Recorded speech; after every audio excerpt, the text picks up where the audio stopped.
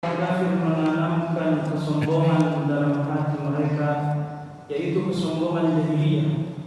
Dan Allah Subhanahu wa taala menurunkan kemenangan kepada Rasul-Nya dan kepada orang-orang yang beriman. Allah Subhanahu wa taala mewajibkan kepada mereka kalimat taqwa. Mereka lebih berhak dengan kalimat taqwa tersebut serta patut memilikinya.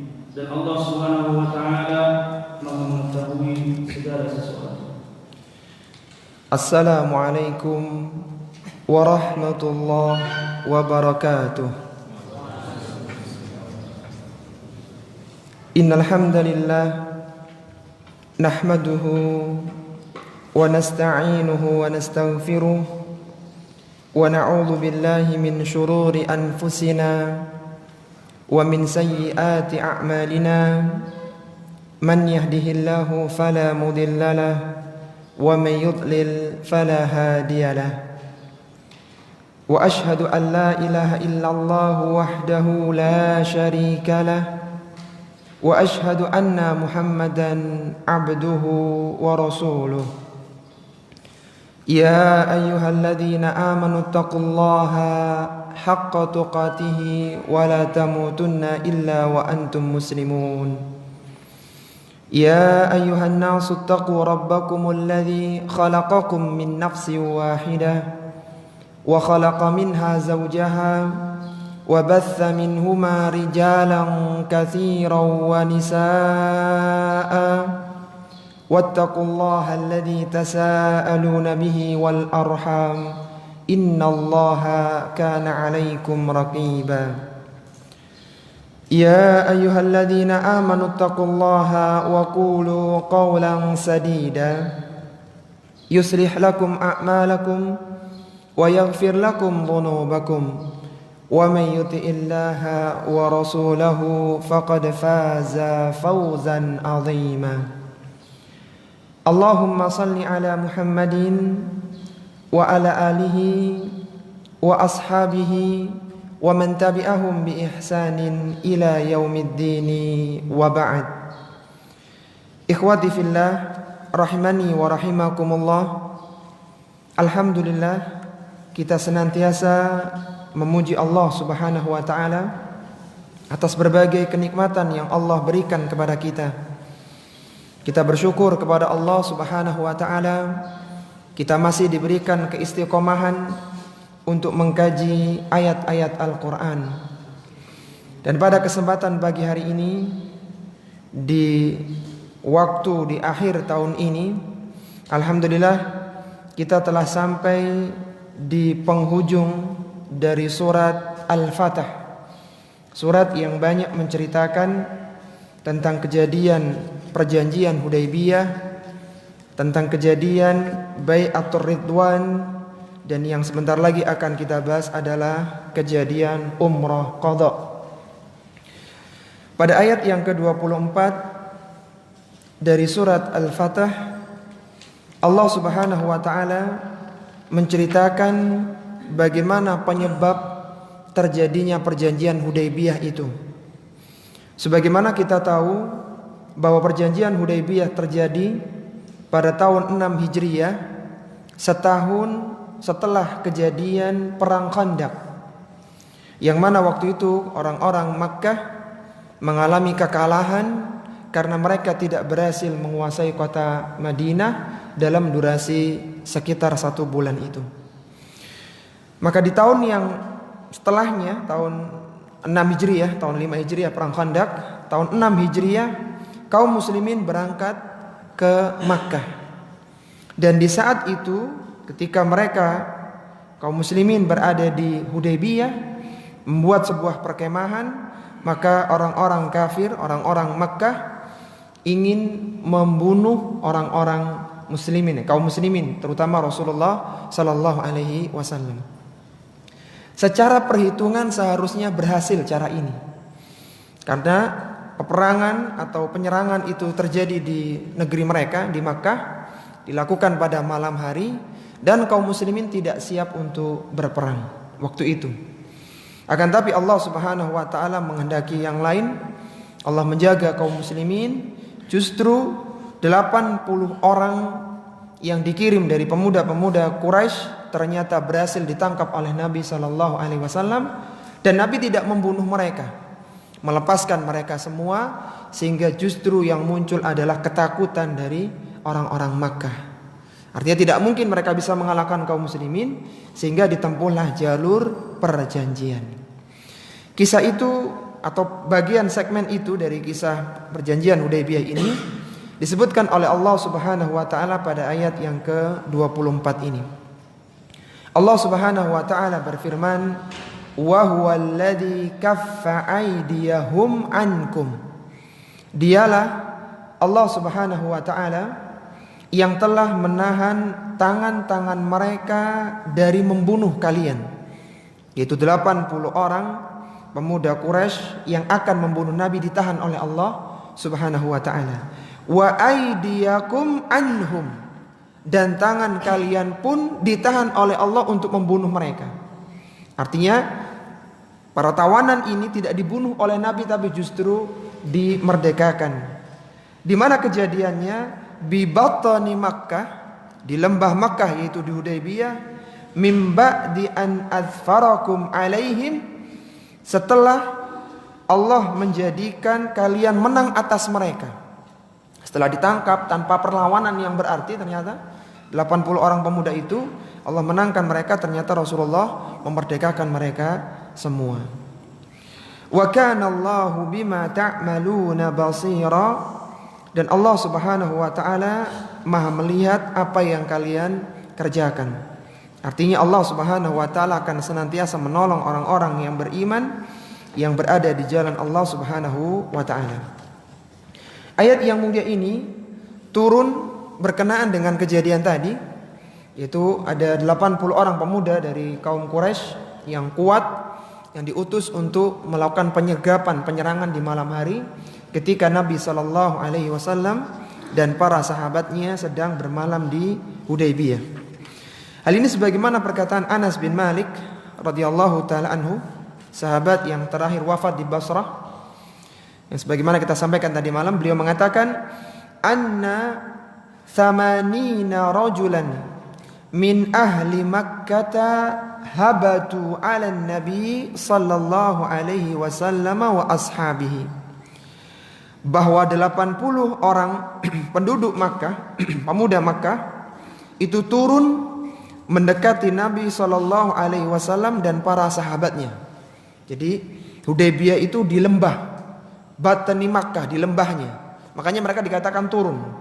Turun dari mana? Min Jibalil Tan'im, turun dari gunung Tan'im. Kapan itu? Inda salatil fajri, ketika para sahabat sedang salat subuh. Jadi relatif gelap waktu itu.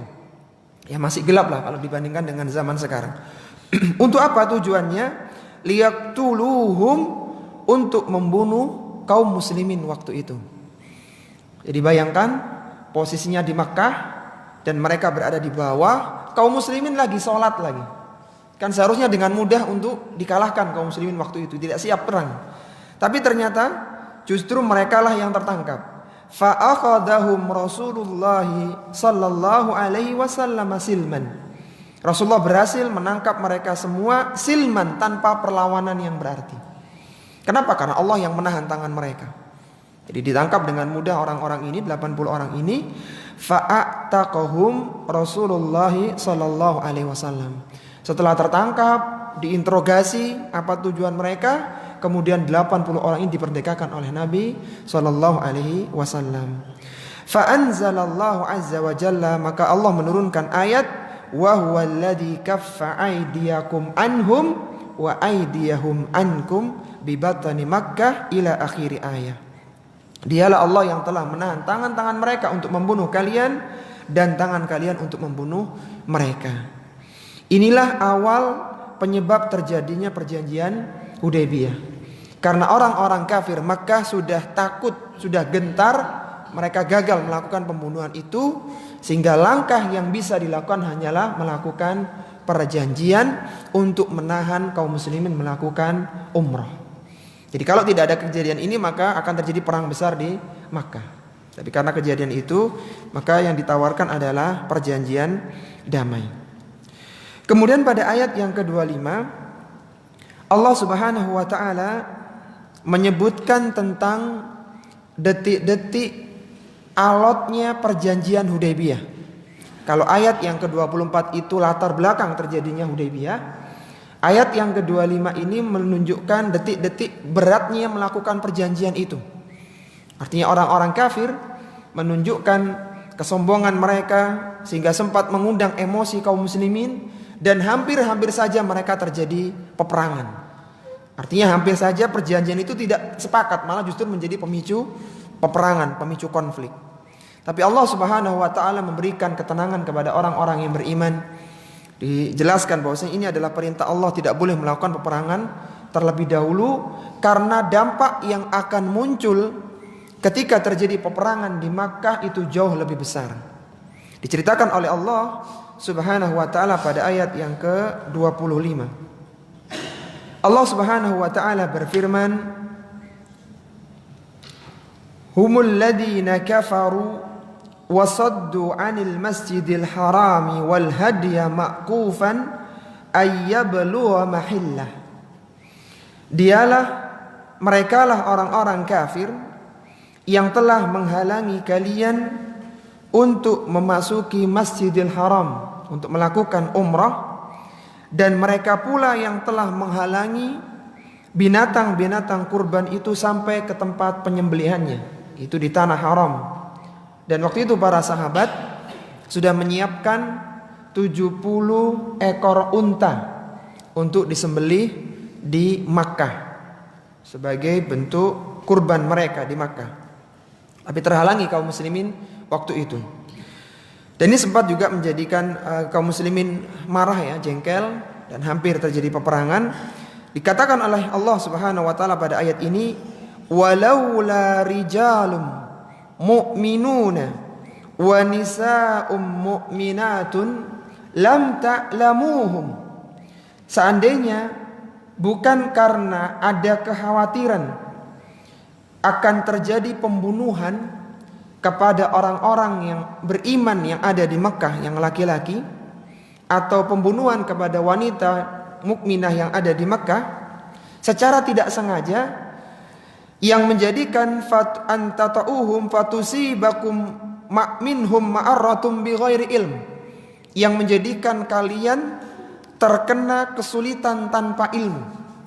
Jadi karena para sahabat ini merasa emosi ya dengan penahanan itu, perjanjian Hudaybiyah itu, maka seandainya bukan karena percampuran antara orang yang beriman dengan orang kafir yang ada di Mekah, karena di Mekah itu ada orang-orang yang beriman yang tidak menampakkan keimanan mereka.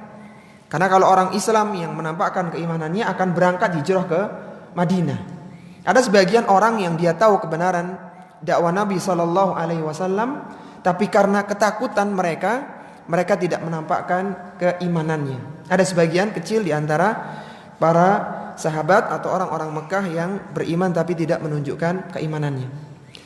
Kalau sampai terjadi peperangan di Mekah waktu itu, terjadi konflik di Mekah, maka khawatir orang-orang semacam ini yang tidak kelihatan imannya ini, tidak menampakkan keimanannya, akan terbunuh secara tidak sengaja.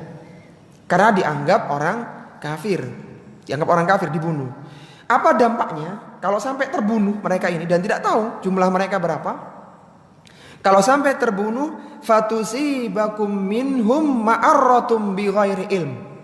Maka Rasulullah sallallahu alaihi wasallam dan para sahabat secara umum akan tertimpa kesulitan tanpa ilmu. Apa yang dimaksud dengan kesulitan tanpa ilmu di sini? Maksudnya para sahabat yang membunuh itu dengan pembunuhan tidak sengaja akan terkena diyat dan kafarah karena pembunuhan tidak sengaja. Pembunuhan di dalam Islam itu terbagi menjadi 3 jenis pembunuhan. Yang pertama adalah pembunuhan yang sengaja. Niat membunuh, disiapkan alat-alatnya dan terjadi pembunuhan. Memang diniati pembunuhan. Pembunuhan sengaja semacam ini hukumannya adalah qisas. yang membunuh dia harus dibunuh, kecuali apabila ada salah satu saja sudah cukup dari ahli waris yang dibunuh memaafkan. Kalau dimaafkan, maka pembunuh tidak dibunuh, tidak dikisos, tapi disuruh mengganti diat. Ini pembunuhan yang sengaja, yang pertama. Kemudian yang kedua, ada pembunuhan seperti sengaja. Pembunuhan seperti sengaja adalah tindakan-tindakan yang bisa mencelakakan orang lain, tapi secara nalar logika tidak mematikan orang. Secara logika tidak mematikan, tapi orang itu mati. Itu pembunuhan seperti sengaja. Misalnya ada dua orang saling cekcok begitu, kemudian di antara mereka ada yang mengambil pensil misalnya, kemudian dipukulkan di kepala temannya tadi. Secara perhitungan ya, pensil ini bisa membunuh orang nggak? Nggak bisa. Tapi kebetulan pas dipukul kepalanya, mungkin pas jantungnya lagi bermasalah begitu, pas mati waktu itu. Karena pemukulan tadi sebabnya. Maka orang yang melakukan pemukulan ini dikatakan dia melakukan pembunuhan seperti sengaja. Dia terkena diat, dia disuruh mengganti kerugian. Tidak dikisos, maksudnya begitu. Kemudian yang ketiga adalah pembunuhan yang tidak sengaja. Sama sekali tidak ada niatan untuk membunuh orang ini. Tidak ada niatan. Tapi karena ada syubhat ya, mungkin karena ketidaktahuan, atau mungkin dia terkena sabetan. Jadi ada dua orang yang niat berbunuh-bunuhan, kemudian ada orang yang ingin melerai kena sabet. Justru yang mati yang kena sabet ini tidak sengaja membunuh. Maka terkena kafarah dan diat. Coba antum lihat bagaimana kafarahnya dan diatnya.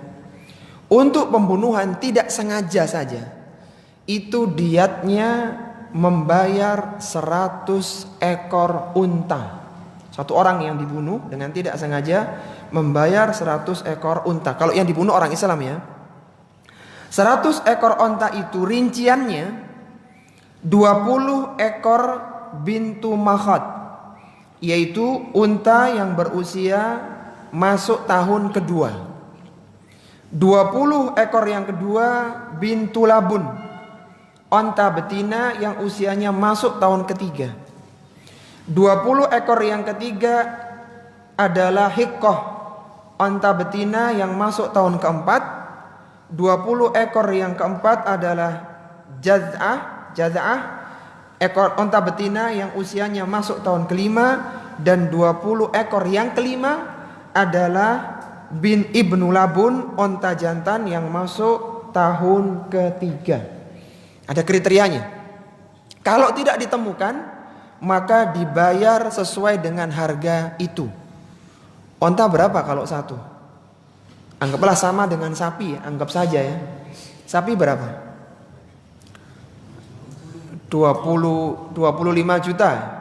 Kalau anggaplah kita buat flat lah, kali 100, berarti berapa? 2,5 miliar. Itu satu orang. Dan ini dibayar oleh akilah, bukan oleh pembunuhnya ini, oleh akilah. Siapa akilah itu? Akilah adalah kerabat pelaku dari pihak bapak selain bapak dan anak orang yang membunuh itu. Jadi pamannya, kakeknya itu nanggung pembunuhan itu. Kan besar 2 miliar itu. Itu bunuh satu orang muslim ya. Kalau orang kafir separuhnya. Kalau pembunuhan orang kafir tidak sengaja itu separuhnya. Seperti kita sering ceritakan, seorang nabrak orang kafir ya, bule ditabrak tidak sengaja. Itu dalam hukum Islam yang nabrak tidak sengaja itu kena 50 ekor onta. Membayar setengah dari 2,5 juta. Itu kalau orang kafir. Kalau orang beriman 100 ekor onta. Siapa tadi yang bayar diat? Kerabat laki-laki selain bapak dan anaknya. Itu yang disebut dengan akilah.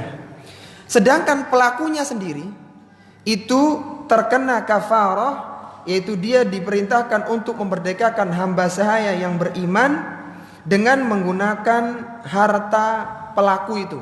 Dengan harta sendiri dia beli budak kemudian dimerdekakan. Kalau tidak mampu karena nggak ada duit atau karena nggak ada budaknya, maka si pelaku harus berpuasa 2 bulan berturut-turut. Kira-kira berat atau ringan? Ringan. atau berat? Berat sekali ini. Yang dibunuh tidak tahu kalau dia muslim, yang membunuh tidak tahu kalau yang dibunuh muslim, dan ternyata dampaknya luar biasa. Itu bunuh satu orang. Bagaimana kalau dua, kalau sampai sekian orang, maka sangat berat sekali. Maka oleh karena itu dilarang oleh Allah Subhanahu wa taala untuk melakukan peperangan di Makkah. Dari sini para ikhwan dan akhwat rahimani wa rahimakumullah, kita jadi tahu ya bahwa praktek terorisme yang ada, pembunuhan, peledakan yang ada itu sangat jauh dari konsep perang di dalam Islam. Mereka itu melakukan peledakan, pengeboman. Ketika ditanya kalau ada orang Islam yang mati bagaimana? Dengan ringan mereka mengatakan salah sendiri dia di situ. Resikonya salahnya dia di situ. Padahal dalam Islam, ketika kaum muslimin niat perang saja, niat ini perang yang benar, kemudian ada orang Islam yang dengan tidak sengaja terbunuh yang seharusnya tidak boleh mati, itu kaum muslimin terkena apa?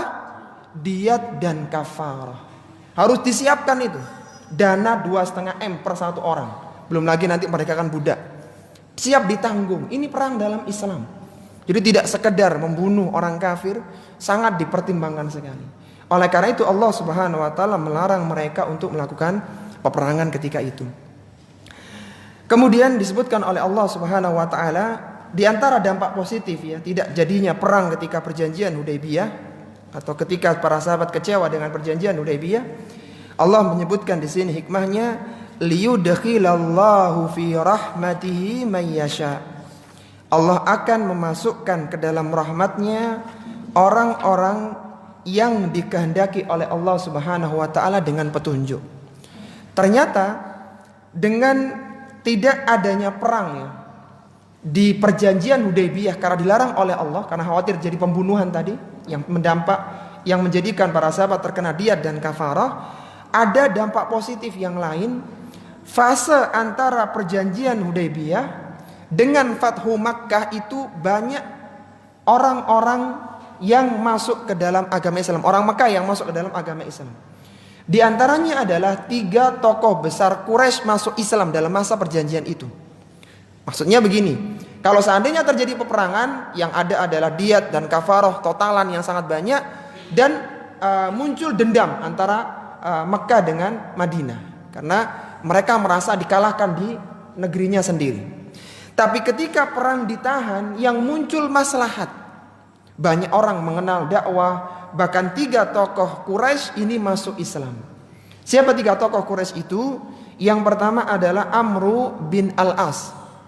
Amru bin Al-As ini masuk Islam pada awal tahun 7 Hijriah. Dan kisah keislamannya sangat unik ya, sebagaimana pernah kita bahas di tafsir surat Al-Mumtahanah. Itu Amru bin Al-As datang kepada Nabi SAW minta berbaiat. Kemudian ketika Nabi sudah mengulurkan tangannya, Amru ini menarik tangannya. Kemudian dikatakan, apa-apaan wahai Amru ini?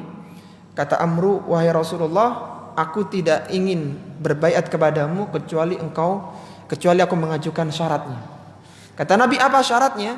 Kata Amru bin Al-As, syaratnya 1, engkau memohonkan ampun kepada Allah atas dosa-dosaku sebelum aku masuk ke dalam agama Islam.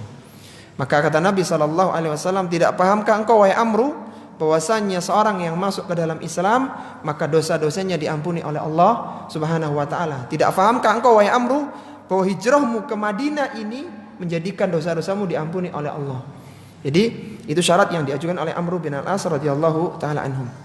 Kemudian yang masuk Islam pula pada masa itu adalah Khalid bin Walid, putra Al-Walid bin Al-Mughirah, tokoh besar Quraisy yang sangat membenci Nabi SAW dan Al-Quran yang Allah ceritakan dalam surat Al-Mudaththir. Khalid bin Walid ini 3 dari 9 ya atau 7 anaknya Al-Walid bin Al-Mughirah yang masuk Islam. Yang masuk Islam diantaranya adalah Khalid bin Walid, kemudian adiknya Al-Walid bin Al-Walid, dan satu lagi nama saudaranya terlupakan oleh kami. Kemudian yang terakhir yang masuk Islam adalah Utsman bin Talha radhiyallahu taala anhum. Inilah 3 sahabat yang masuk Islam pada masa tenang antara perjanjian Hudaybiyah dengan Fathu Makkah. Dari potongan bagian ini para jamaah rahimani wa rahimakumullah, kita bisa mengambil satu pelajaran penting bahwa ketika kita berada di sebuah fase keadaan permasalahan, maka tengoklah bagaimana pesan Allah Subhanahu wa taala di dalam Al-Qur'an dan bagaimana perintah Nabi sallallahu alaihi wasallam dalam hadis-hadisnya ketika sikap kita ketika dalam kondisi itu. Misalnya begini ya, ada seorang suami istri sedang konflik ini. Kan yang paling enak ya kalau sudah cekcok itu cerai, paling enak sudah. Langkah pintas menyelesaikan masalah. Selesai, ganti yang lain begitu. Tapi ternyata di dalam Islam, petunjuk di dalam Al-Qur'an tidak begitu. Allah Subhanahu wa taala menyebutkan di dalam surat At-Taghabun, ya ayyuhalladzina amanu inna min azwajikum wa auladikum aduwwan lakum fahdharuhum. Hai orang-orang yang beriman, sesungguhnya di antara istri-istri kalian dan anak-anak kalian itu ada yang menjadi musuh bagi kalian. Kemudian disebutkan pada kelanjutannya, wa in ta'fu wa tasfahu wa taghfiru fa innallaha ghafurur rahim. Seandainya kalian memaafkan mereka, tidak marah kepada mereka, memohonkan ampun untuk mereka, maka sesungguhnya Allah adalah Zat yang Maha Pengampun. Artinya di sana mengisyaratkan kalau fasenya masih konflik-konflik ringan, jangan melakukan cerai dulu. Dan menahan tidak cerai dalam kondisi itu berat, tapi maslahatnya jauh lebih banyak. Ketika rakyat berada di dalam kezaliman pemimpin, maka Islam memerintahkan untuk as-sam'u wa ta'ah, untuk mendengar dan taat. Mendengar dan taat saat terjadi kezaliman pemimpin ini enggak mudah. Tapi itulah yang diberikan petunjuk dari Allah Subhanahu wa taala kepada kita. Jadi ingat ketika dalam fase-fase tadi, fase-fase masalah, antum lihat bagaimana perintah Allah dalam Al-Qur'an. Dan saat itu antum harus yakin maslahat yang muncul akan jauh lebih banyak daripada mafsadat yang didapatkan. Wal akibatu lil muttaqin, dan akibat yang baik bagi orang-orang yang beriman. Bisa dipahami ya? Jadi bukan langkah cepat menyelesaikan masalah gitu, tapi bagaimana mengambil maslahat yang banyak yang terkadang kita perlu menahan diri. Sabar, tidak mencela pemerintah, sabar tidak mencela penguasa, sabar tidak mencela istri. Maka dilihat ayat mana, pesan mana yang perlu kita lakukan di dalam kejadian seperti itu. Kemudian Allah Subhanahu wa taala menutup firman-Nya di ayat yang ke-25, "Lau tazayyalu la'adzabna alladziina kafaru minhum 'adzaban alima."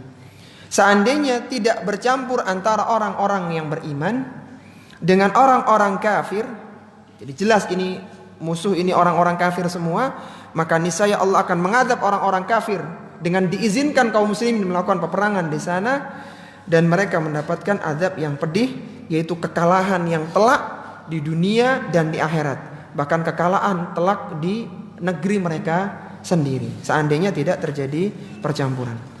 Kemudian pada ayat yang ke-26 Allah Subhanahu wa taala menyebutkan tentang tadi alatnya perjanjian Hudaybiyah.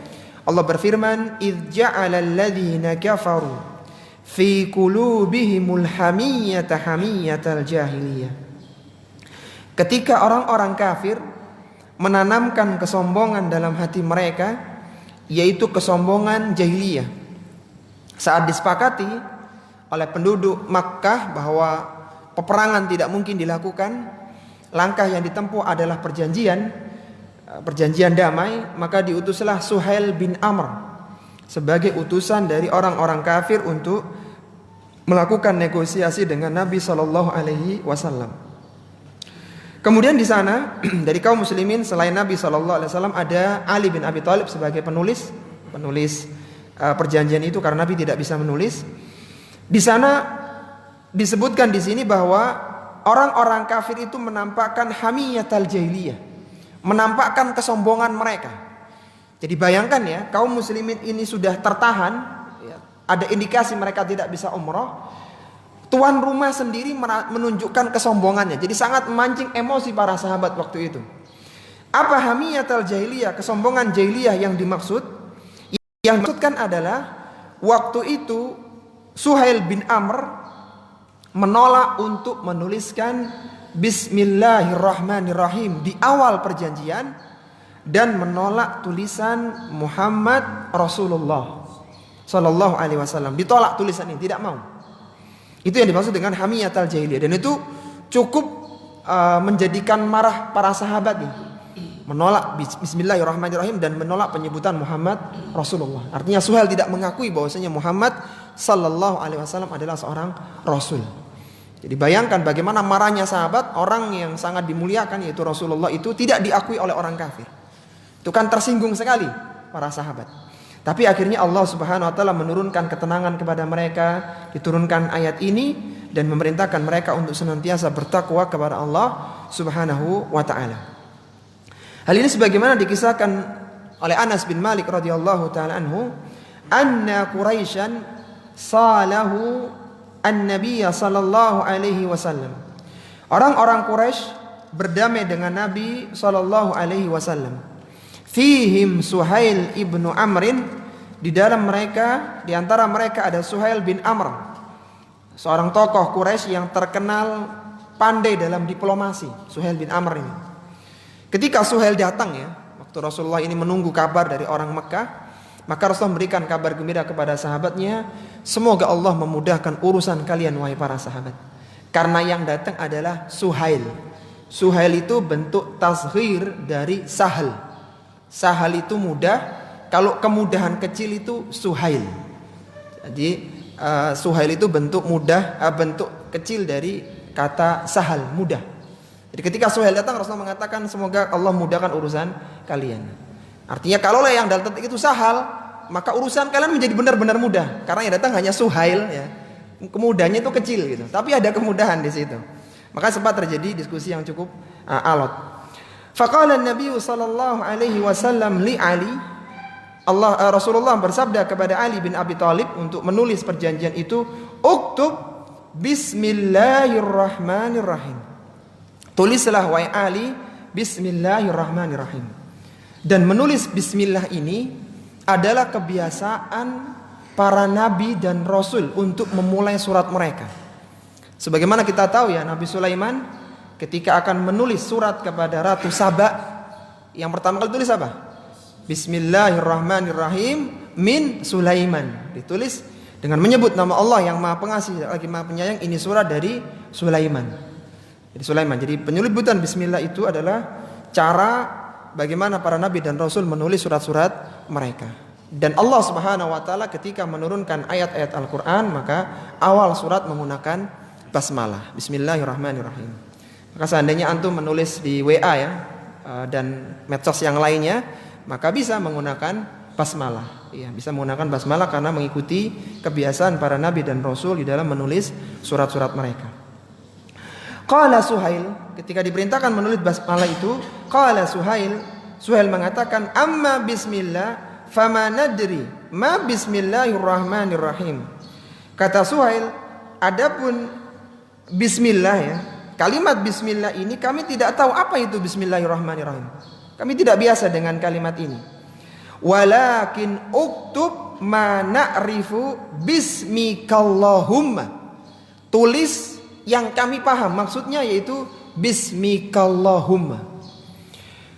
Orang-orang Makkah itu, orang-orang kafir Makkah terutama waktu itu, mereka agak anti dengan istilah Ar-Rahman.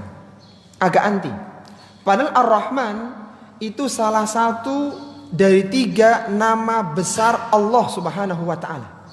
Jadi Allah memiliki banyak nama, yang terbesar itu 3.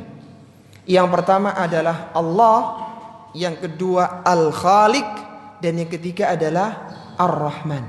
Ini 3 nama terbesar.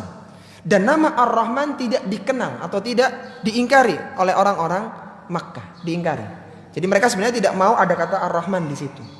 Makanya tafsir ini ana beri nama Nurul Irfan fi tafsiri ayatir Rahman. Jadi Ar-Rahman itu kita ambil karena nama ini yang diingkari oleh orang-orang Makkah, dan buktinya mereka tidak mau dituliskan Bismillahirrahmanirrahim. Diganti dengan tulisan apa tadi? Bismikallahumma. Itu yang mereka inginkan. Faqala, maka Nabi SAW bersabda, uktub min Muhammadin Rasulillah. Tulis setelah basmalah itu dari Muhammad Rasulullah. Artinya ini surat untuk orang-orang kafir Ini surat yang dipegang oleh Rasulullah sallallahu alaihi wasallam. Qalu, maka Suhail kembali mengatakan, "Lau alimna annaka Rasulullah lattaba'naka." Seandainya kami tahu bahwasanya engkau adalah utusan Allah, niscaya sungguh kami akan mengikutimu. Kami akan memudahkanmu untuk umrah. Ini menunjukkan Suhail tidak percaya bahwasanya Rasulullah adalah utusan Allah. Walakin uktub, tapi tulislah ismaka wa isma abika. Tulis namamu dan tulis nama bapakmu. Faqala Nabi sallallahu alaihi wasallam, maka Nabi sallallahu alaihi wasallam bersabda, "Uktub min Muhammad ibni Abdullah." Tulislah dari Muhammad bin Abdullah. Untuk poin yang kedua ini ya. Untuk poin yang kedua ini, Ali bin Abi Thalib tidak mau menghapusnya. Jadi kalau yang pertama disuruh ganti ya, Ali masih mau. Yang kedua untuk menghapus nama Muhammad Rasulullah min Muhammad Rasulillah, itu Ali tidak mau. Karena Ali sangat yakin bahwasanya Rasulullah atau Rasulullah Muhammad sallallahu alaihi wasallam adalah utusan Allah. Kata Ali, aku tidak mau menghapusnya wahai Rasulullah. Maka kata Nabi ya, karena ingin terjadi kesepakatan, wahai Ali, tunjukkan kepadaku mana tulisan Rasulullah itu. Ini tanganku, hapus dengan tanganku. Jadi disuruh menghapus dengan tangan Nabi sallallahu alaihi wasallam yang mulia. Karena Ali tidak mau. Tidak mau menghapus, artinya Ali mengakui bahwasanya Muhammad sallallahu alaihi wasallam adalah rasulnya.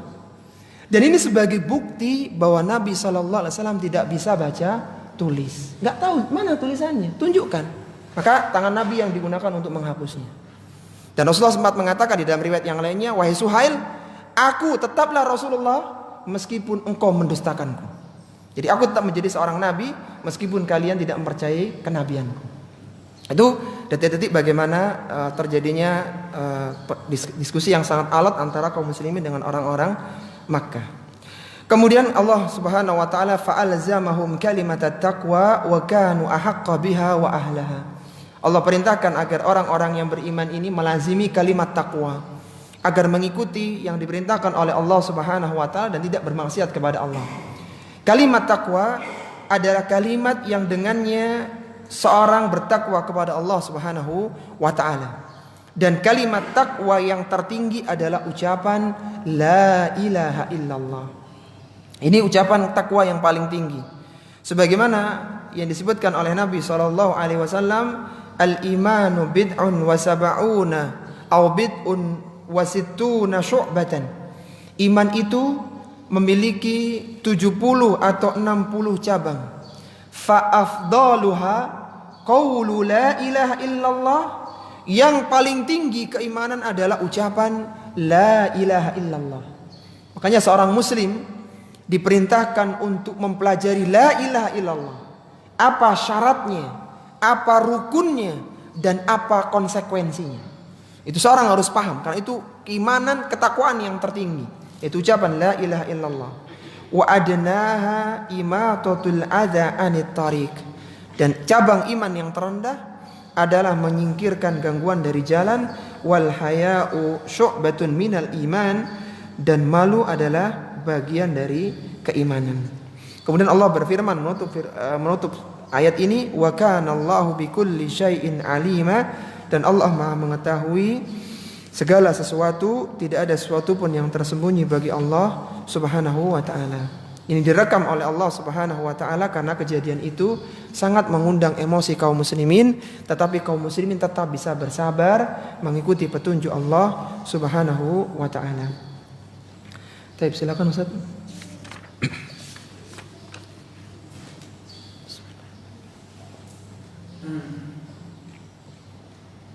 لقد صدق الله رسوله الرؤيا بالحق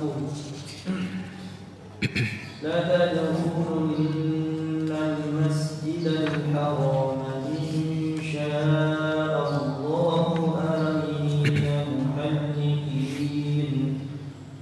محلقين رؤوسكم ومقصرين لا تخافون فعلم ما لم تعلموا فجعل من دون ذلك فتحا قريبا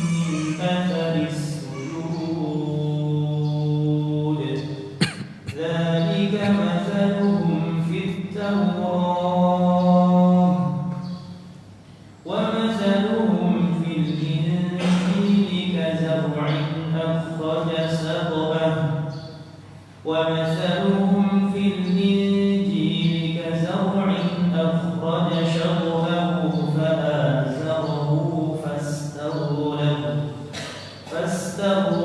فاستوى على سوقه يعجب الزراع ليغيظ بهم الكفار وعد الله الذين آمنوا وعملوا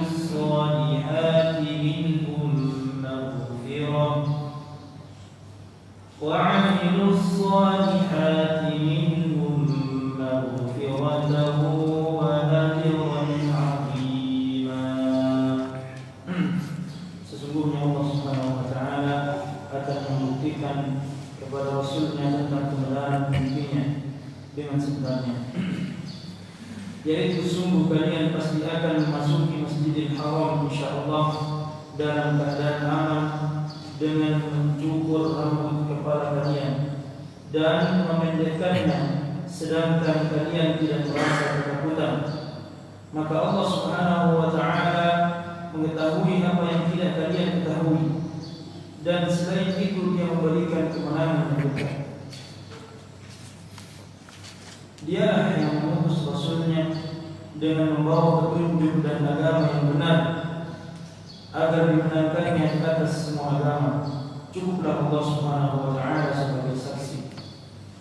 Muhammad sallallahu alaihi wasallam adalah utusan Allah Subhanahu wa taala, dan orang-orang yang bersama mereka keras dan orang-orang yang bersamanya mereka keras terhadap orang-orang kafir, namun saling mengasihi antara sesama mereka. Engkau melihat mereka rukuk dan sujud mencari karunia Allah Subhanahu wa taala dan keridhaannya.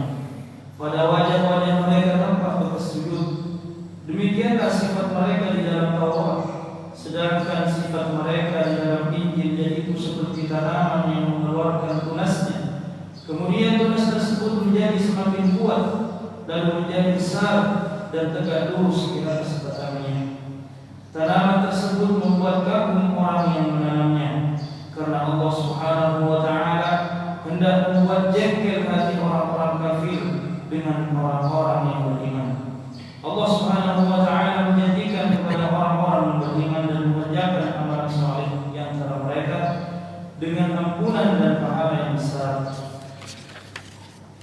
Kita tahu para jamaah rahimani wa rahimakumullah, kejadian perjanjian Hudaybiyah ini adalah pada bulan Dzulqa'dah tahun 6 Hijriah, yang mana dari kejadian itu berawal mimpi Nabi sallallahu alaihi wasallam yang akan melakukan umrah, dan disampaikan kepada para sahabat, maka berangkatlah 1.400 orang para sahabat-sahabat Nabi ikut bersama Nabi sallallahu alaihi wasallam ke Makkah waktu itu. Ternyata mereka tertunda, maka dijawab oleh Allah Subhanahu wa taala dengan diturunkannya ayat yang ke-27 ini. Laqad sadaqallahu rasulahu ru'ya bil haqq. Sungguh Allah Subhanahu wa taala akan membuktikan benarnya mimpi Rasul itu, mimpi untuk umrah ke Makkah. Itu tepatnya pada tahun 7 Hijriah nantinya. La tadkhulunnal masjidal harama insyaallahu aminin. Kalian akan masuk ke dalam Masjidil Haram dalam kondisi aman. Muhallikina ru'usakum wa muqassirina la takhafun. Kalian bisa mencukur rambut kalian dan mendekkan rambut kalian dengan tidak ada ketakutan di dalamnya. Setelah kejadian perjanjian Hudaybiyah, maka setahun setelah itu, tepatnya di bulan Dzulqa'dah tahun 7 Hijriah, setahun setelahnya, sebagaimana perjanjian Hudaybiyah yang disebutkan di situ menunda setahun, maka terjadilah umrah qadha, umrah sebagai ganti tahun lalu. Kalau di perjanjian Hudaybiyah berapa tadi peserta yang ikut di umrah yang pertama ya, perjanjian Hudaybiyah berapa? 1.400. Maka di umrah qadha yang ikut adalah 2.000 orang, lebih banyak. Karena banyak orang-orang yang masuk Islam pada masa masa kekosongan antara perjanjian Hudaybiyah dengan umrah qadha itu ya, dan Fathu Makkah secara umum. Berangkatlah Nabi SAW dan beliau melakukan ihram melalui Dzul Hulaifah yang sekarang dikenal dengan Bir Ali, tempat ihramnya orang-orang dari jalur Madinah. Dan awalnya para sahabat ini membawa persenjataan lengkap untuk antisipasi kalau orang-orang Quraisy ini menyelisih perjanjian mereka. Tapi setelah masuk ke kota Mekah atau menjelang masuk ke kota Mekah, maka persenjataan berat mereka diletakkan. Karena mereka yakin ya bahwa tidak akan ada penyerangan kepada mereka sebagaimana perjanjian yang sudah dibuat. Jadi orang-orang kafir sudah terikat perjanjian, tidak boleh menghalangi. Dan mereka diberikan kesempatan untuk umrah selama 3 hari. Mereka hanya membawa senjata yang berada di dalam sarungnya, tidak boleh dikeluarkan sebagai antisipasi saja. Dan Rasulullah SAW masuk ke kota Makkah dengan menaiki onta beliau Qaswa. Beliau masuk di sana bersama para sahabat dengan bertalbiyah. Orang-orang Makkah ini hanya bisa melihat kejadian itu dan mereka menyebarkan isu untuk membuat stigma negatif kepada para sahabat bahwa orang-orang Madinah itu terserang demam Yathrib. Yathrib itu nama kota sebelum diganti oleh Nabi dengan kata Madinah. Jadi Yathrib itu di Madinah itu kalau dingin itu sangat dingin, kalau panas sangat panas, sehingga kalau orang nggak fit itu bisa demam. Nah, diisukan waktu itu untuk membuat stigma negatif kepada para sahabat yang datang waktu itu, diinfokan, disebarkan isu bahwa orang-orang Madinah itu terserang demam Yathrib. Maka Nabi SAW memerintahkan para sahabatnya untuk membuka pundak kanannya. Dibuka ketika memakai baju ikhram untuk menunjukkan kekarnya para sahabat. Ini satu sisi ya sebagai bantahan bahwa mereka ini sehat yang disebutkan tadi demam. Yang kedua untuk menunjukkan kekuatan kaum muslimin. Kan khawatirnya ketika sedang tawaf itu diserang. Khawatirnya begitu, tapi ketika ditunjukkan para sahabat ini kekar orangnya, maka mereka masih mikir-mikir, apalagi jumlahnya 2000 orang, sangat banyak.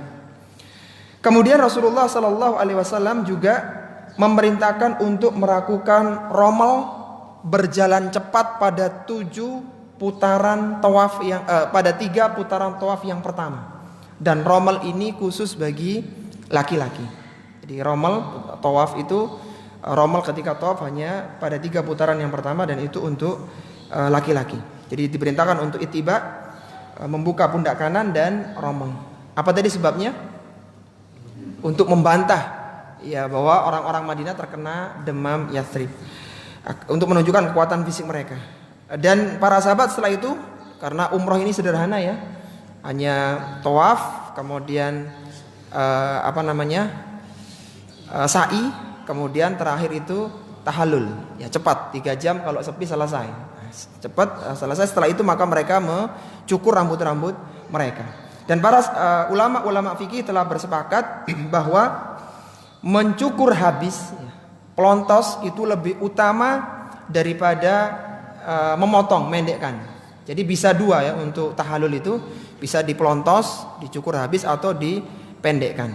Kalau ibu-ibu caranya rambutnya ini dikedepankan, kemudian ujung rambutnya dipotong seujung ruas jari. Jadi pakai diluruskan begitu, satu ruas jari dipotong. Sudah tahallulnya seperti itu ibu-ibu. Tapi kalau yang laki-laki harus ke tukang cukur, motong rambutnya. Dikatakan oleh Nabi SAW, Allahumma arham muhallikin. Semoga Allah merahmati orang-orang yang mencukur habis rambutnya. Qalu wal muqassirin ya Rasulullah, dan orang-orang yang mendekkan wahai Rasulullah. Qala Allahumma arham al muhallikin. Semoga Allah merahmati orang-orang yang mencukur habis rambutnya. Wal muqassirin ya Rasulullah. Kemudian beliau baru mengatakan wal muqassirin, dan orang-orang yang memendekkan rambutnya. Jadi yang mencukur itu didoakan 2 kali dengan rahmat, dan yang memendekkan yang tidak sampai pelontos itu didoakan rahmat 1 kali. Ini sebagai isyarat bahwa mencukur habis, pelontos itu lebih utama daripada memendekkan. Dari sini ya para ulama kita menyebutkan tentang makruhnya mengulang-ulang umroh bagi orang yang berada di sana ya, dalam satu perjalanan. Jadi ada sebagian kaum muslimin itu umrohnya itu berkali-kali. Jadi umroh, tawaf, sa'i, tahallul. Tahallulnya itu dikit, ini dipotong. Kemudian keluar lagi ke ihram lagi, kemudian umroh lagi. Dipotong lagi yang sebelah sini. Nah, seperti ini dimakruhkan oleh para ulama. Yang pertama karena tidak ada dalil yang menyebutkan seperti itu. Yang kedua, daripada keluar dari Masjidil Haram ke tanah di luar tanah haram, lebih utama memperbanyak tawaf. Dan yang kedua, yang utama itu bukan memendekkan seperti itu, apalagi cuma motong separuh. Yang utama adalah mencukur habis. Ya kalau udah dipelontos kan nggak bisa lagi dipotong lagi. Jadi yang benar itu kalau sekali perjalanan adalah sekali umroh. Selebihnya waktunya diisi dengan apa? Dengan tawaf ya, bukan dengan berbelanja. Iya, taib. Pada umrah qada itu Rasulullah sallallahu alaihi wasallam menikahi istri terakhir beliau. Ya, setelah umrah qada maksudnya, setelah umrah Nabi menikahi istri terakhir yaitu Maimunah binti Al-Harith. Maimunah binti Al-Harith ini nama aslinya adalah Barrah, kemudian diganti oleh Nabi dengan Maimunah. Ini istri terakhir yang dinikahi oleh Nabi di Sarif, dan Maimunah ini wafat di kota itu pula, yaitu di Sarif pula pada tahun 51 Hijriyah di usia 80 tahun. Itu diantara hasil atau yang didapatkan oleh Nabi setelah melakukan umrah, itu menikahi Maimunah binti Al-Harith, ibunda kita yang tercinta. Faja'ala min duni dzalika fathan qariba, dan selain itu diberikan kemenangan yang dekat kepada kalian, yaitu dengan ditaklukkannya Khaybar. Tahun berapa perang Khaybar? Perang Khaybar tahun berapa? Tahun 7 Hijriah juga, tapi di awal tahun, di bulan Al-Muharram. Jadi Dzulqa'dah tahun 6 Hijriah itu Hudaybiyah, sebulan setelah itu perang Khaybar, akhir tahun 7 Hijriah bulan Dzulqa'dahnya terjadi umrah qadha. Walladzi arsala rasulahu bil huda wa dinil haq, dialah yang mengutus rasulnya dengan membawa petunjuk dan agama yang benar, yaitu agama Islam, liyuzhirahu 'ala dini kulli, agar Allah menangkan di atas semua agama yang ada, wa kafa billahi syahida, dan cukuplah Allah sebagai saksi penolong Nabi SAW dan para sahabatnya. Kemudian pada ayat yang terakhir Allah menyebutkan tentang keutamaan sahabat ya.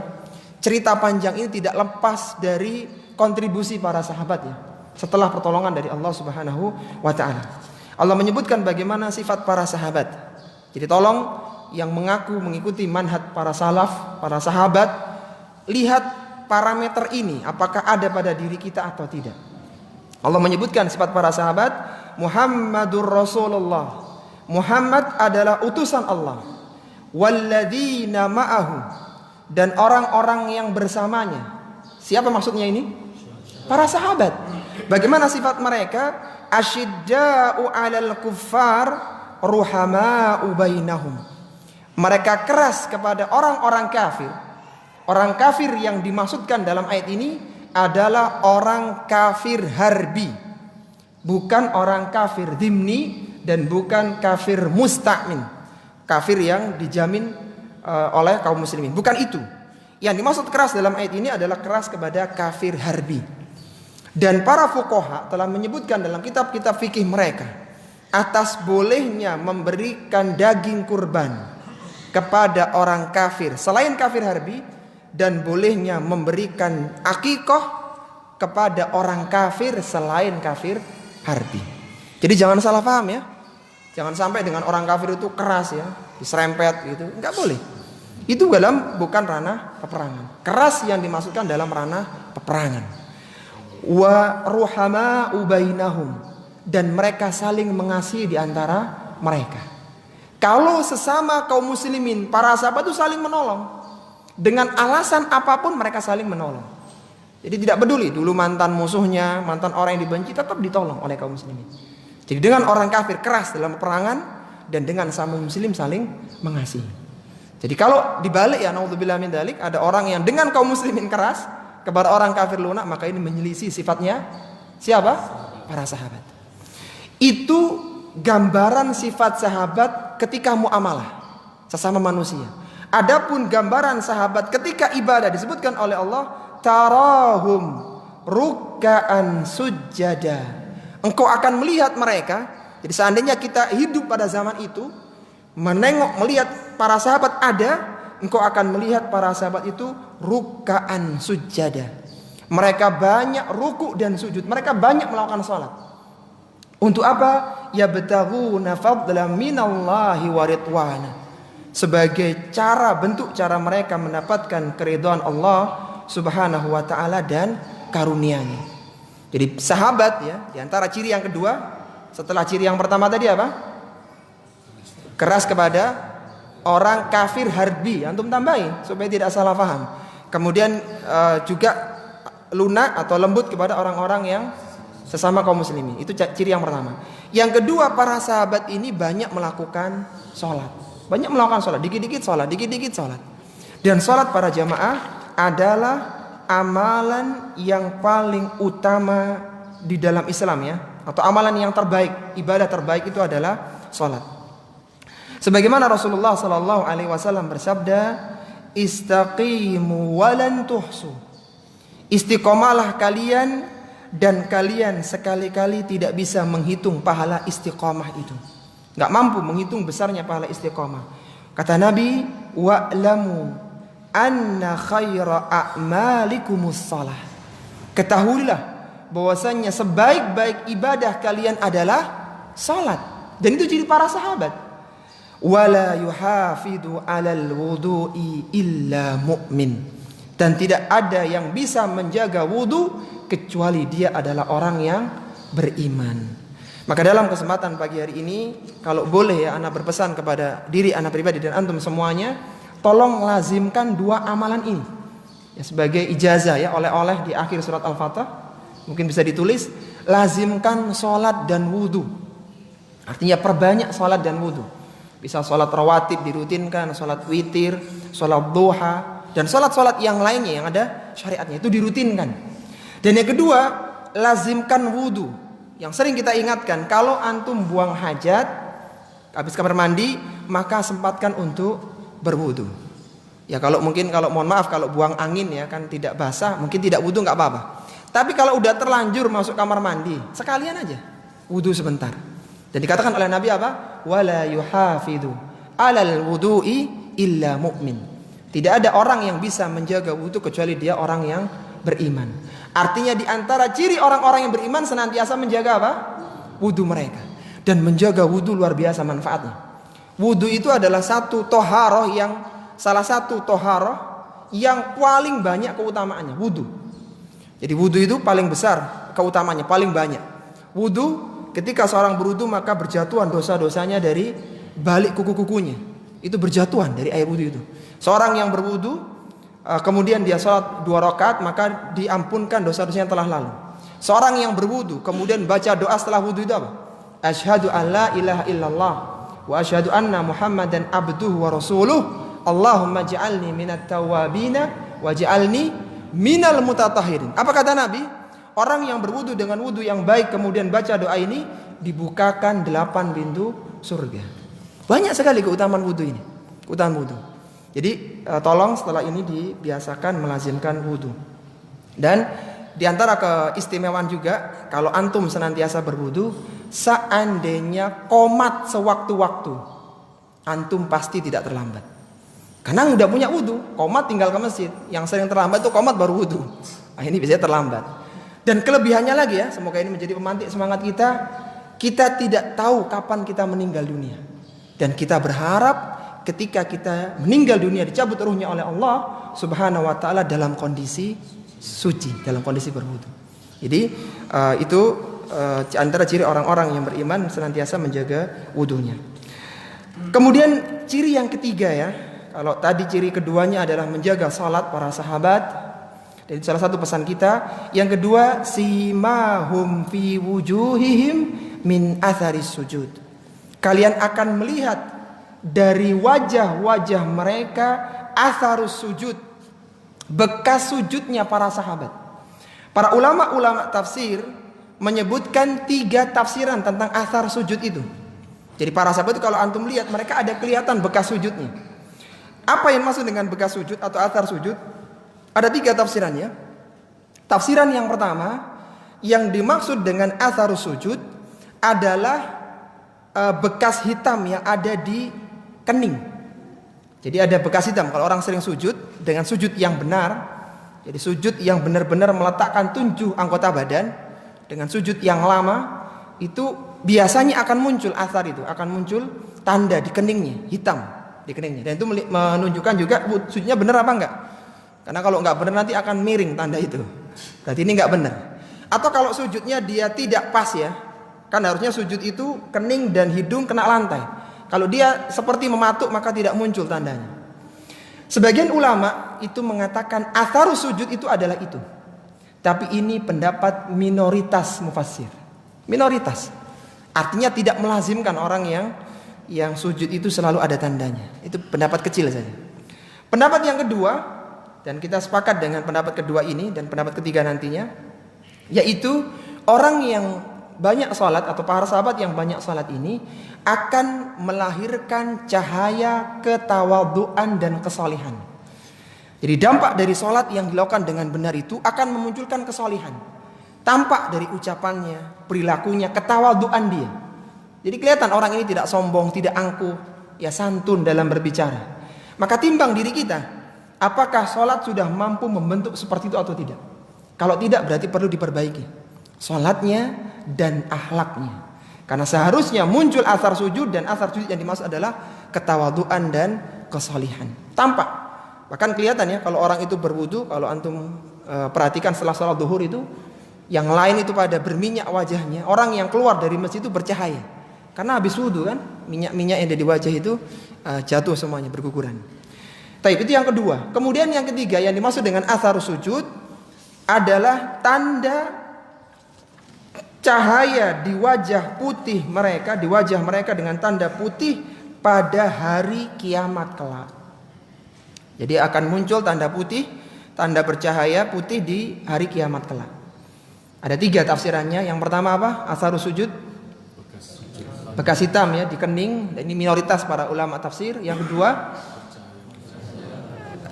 tanda kesolihan dan ketawaduan ya. Itu abstrak ya, tapi kelihatan ini orang soleh gitu, kelihatan.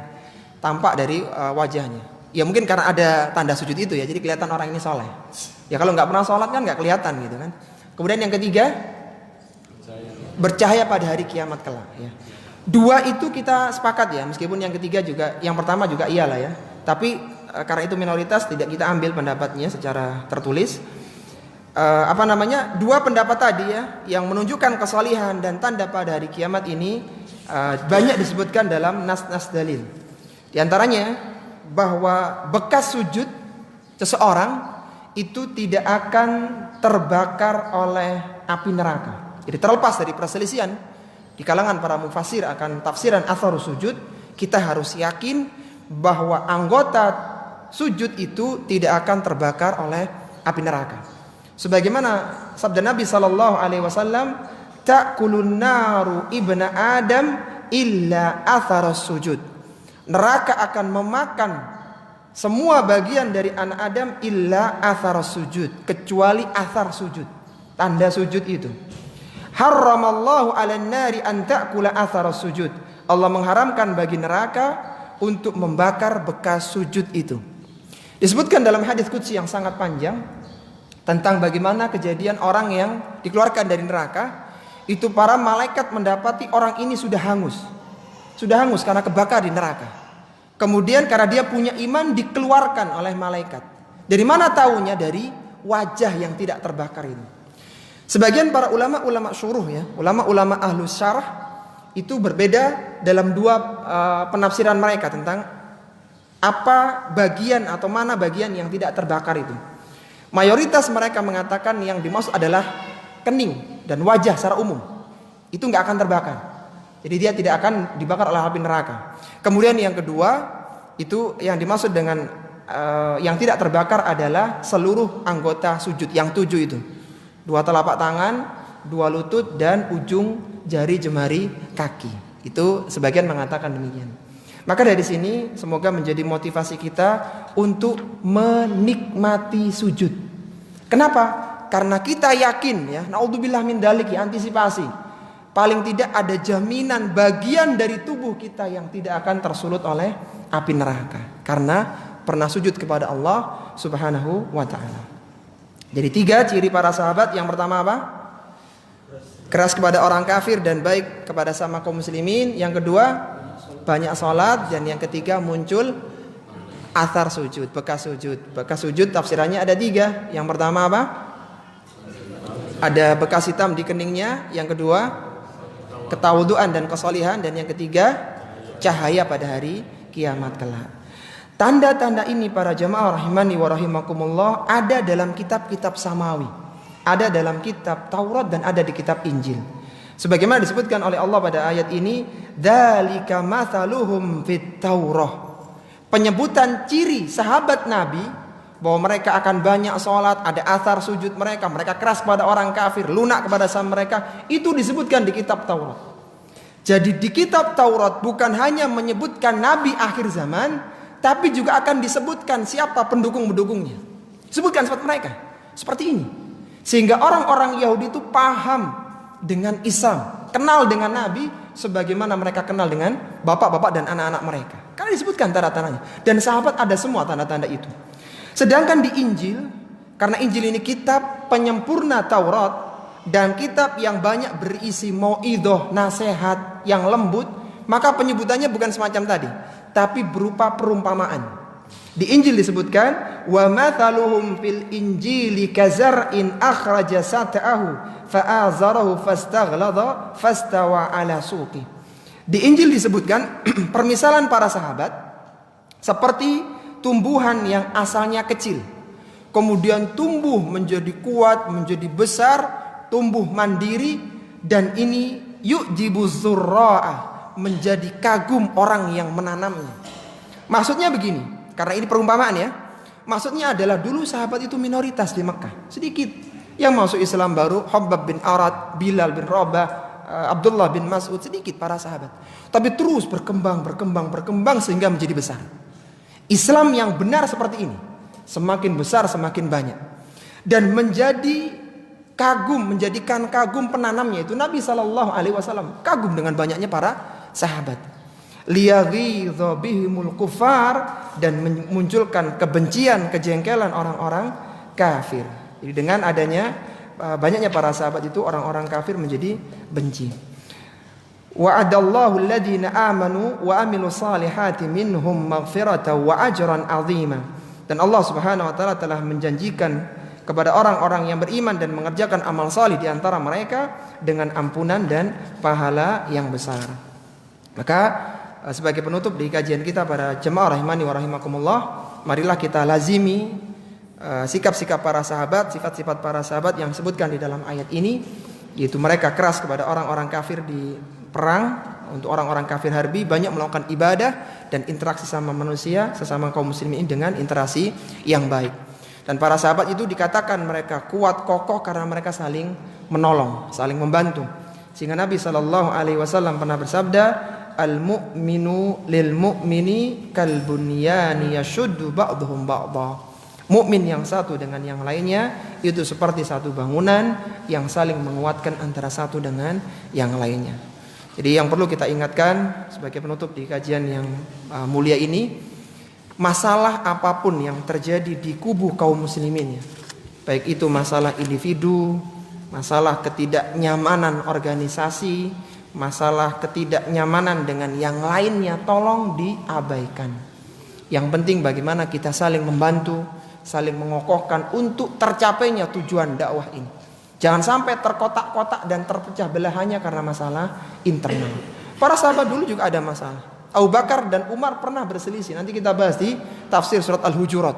Tapi akhirnya mereka bisa bersatu. Jadi jangan sampai permasalahan yang muncul menjadikan terpecah-pecah, karena sifat kaum muslimin itu saling menguatkan. Asalnya kecil, kemudian mereka menjadi kokoh, menjadi kuat.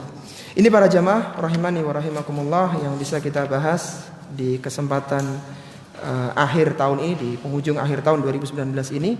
Semoga menjadi penyemangat kita akan menjadi orang-orang yang baik di kehidupan dunia, banyak melakukan ibadah, dan banyak melakukan amalan-amalan kontributif untuk Islam dan kaum muslimin. Akhirnya kita mohon kepada Allah, semoga Allah senantiasa menjaga kita, menjaga keluarga kita dari berbagai mara bahaya, melapangkan rezeki kita dan mengumpulkan kita semua di surganya. Wassallallahu ala nabiyyina Muhammadin wa ala alihi wa sahbihi wa sallam. Subhanakallahumma wa bihamdika asyhadu an la ilaha illa anta astaghfiruka wa atubu ilaik wa akhiru da'wan alhamdulillahi rabbil alamin. Wassalamu alaikum warahmatullahi wabarakatuh.